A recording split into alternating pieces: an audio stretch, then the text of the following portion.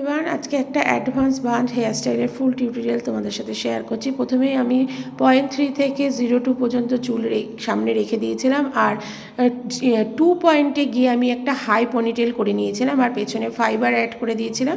এবার সামনের চুল থেকে বক্স সেকশানে কিছুটা চুল নিয়ে সেটাকে হরিজেন্টাল সেকশানে নিয়ে সেটার মধ্যে আমি একটা বুফেন ক্রিয়েট করার জন্য ব্যাক কম করেছিলাম। তো এইভাবে বুফেনটা ক্রিয়েট করে নিয়েছিলাম, তার উপরে আমি লাইন্স ক্রিয়েট করেছিলাম। এইভাবেই দু সাইডে একই পদ্ধতিতে করে নিয়ে তার উপরে আমি লাইন ক্রিয়েট করে নিয়েছিলাম।